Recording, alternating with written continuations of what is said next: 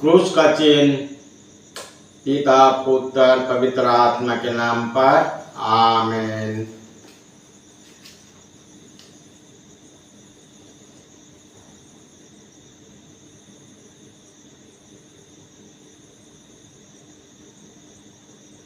पहला पाठ उत्पत्ति ग्रंथ अध्याय 23 पद संख्या 1 से 4 और 19 और अध्याय 24 पद संख्या 1 से 8 और 62 से 67 तक। पाठ का मूल वाक्य। सारा 127 वर्ष की उम्र तक जीती रही और कनान के किर्यत अर्बा अर्थात हेब्रोन में उसका देहांत हो गया। इब्राहिम ने उसके लिए मातम मनाया और विलाप किया। इसके बाद वह उठ खड़ा हुआ और मृतकों को छोड़कर हित्तियों से बोला, मैं आपके यहाँ परदेसी और प्रवासी हूँ। मुझे मकबेर के लिए रीति में से जमीन दीजिए, जिससे मैं उचित रीति से अपनी मृत्यु पत्नी को दफना सकूं। इसके बाद इब्राहिम ने कनान देश के ममरे अर्थात हेब्रोन के पूर्व में मकपेला के खेत की उस गुफा में अपनी पत्नी सारा को दफनाया। उस समय तक इब्राहिम बहुत बूढ़ा हो गया था और प्रभु ने उसे उसके सब कार्यों में आशीर्वाद दिया था। इब्राहिम ने अपने सबसे पुराने नौकर से, जो उसकी समस्त संपत्ति का प्रबंध करता था, कहा, अपना हाथ मेरी जांघ के नीचे रखो और आकाश तथा पृथ्वी के ईश्वर की शपथ लेकर मुझे दो कि जिन कनानियों के बीच में रहता हूँ, उनकी कन्याओं में से किसी को भी मेरे पुत्रों की पत्नी नहीं बनाऊंगे, बल्कि मेरी देश और मेरे संबंधियों के पास जाऊंगा और वहां मेरे पुत्र इसहाक के लिए पत्नी चुनोगे। नौकर ने कहा, हो सकता है कि वहां कोई ऐसी स्त्री नहीं मिले जो मेरे साथ इस देश आना चाहती हो, तो क्या मैं आपके पुत्र को इस देश से ले चलूं जिसे आपने छोड़ दिया है? इब्राहिम ने उत्तर दिया, तुम मेरे पुत्र को वहां कदापि नहीं ले जाना।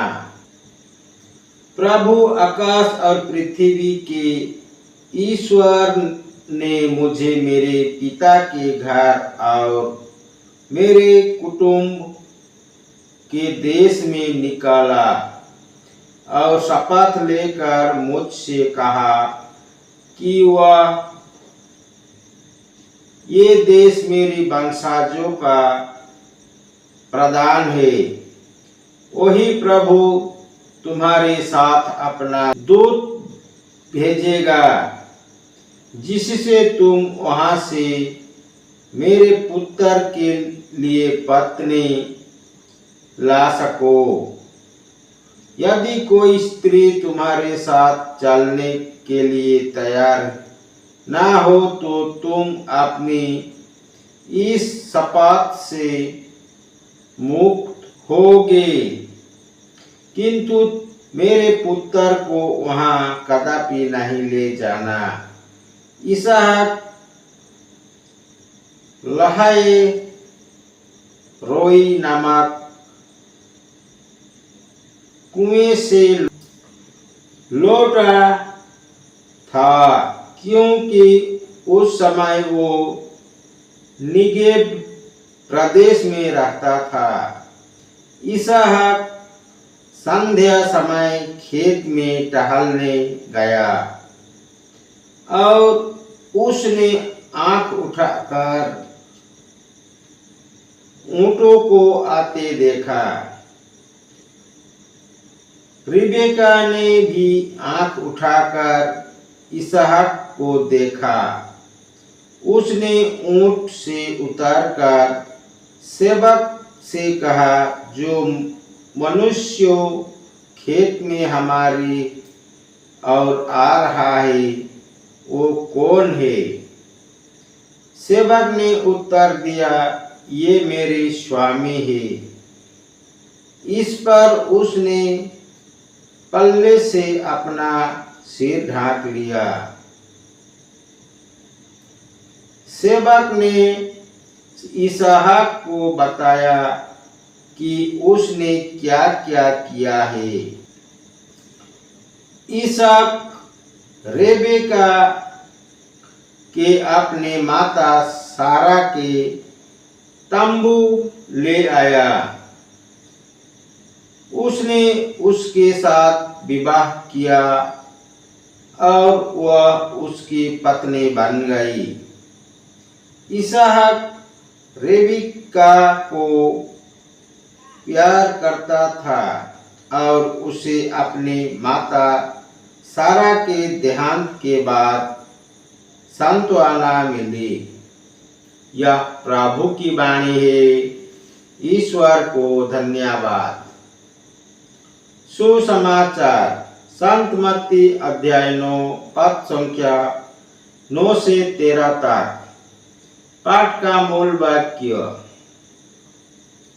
ईसा वहां से आगे बढ़े।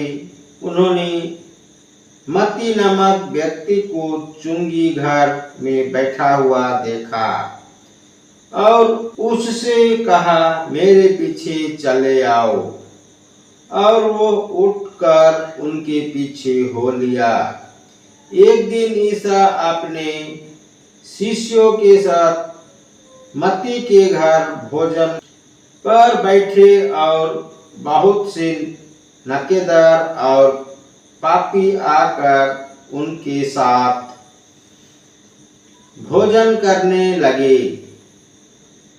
ये देखकर फरीसियों ने उनके शिष्यों से कहा, तुम्हारे गुरु नकेदारों और पापियों के साथ क्यों भोजन करते हैं? ईसा ने ये सुनकर उनसे कहा, निरोगियों को नहीं, रोगियों को वैद्य की जरूरत होती है। जाकर सीख लो कि इसका क्या अर्थ है। मैं बलिदान नहीं बल्कि दया चाहता हूँ। मैं धर्मियों को नहीं पापियों को बुलाने आया हूँ। यह प्रभु का पवित्र सुसमाचार है। ख्रिस्त की जाए। पिता पुत्र पवित्र आत्मा की बड़ाई होई। जय स्वाद में थी आभे और अनंत काल तक सदा रहेगी। आमीन। जिस मरिया जोसेफ, जिस मरिया जोसेफ, यीशु के पवित्र दिल तेरा राज्य आवे। क्रूस का चिन्ह पिता पुत्र पवित्र आत्मा के नाम पर। आमीन। जय यीशु। पिता पुत्र पवित्र आत्मा के नाम पर। आमीन। जय यीशु।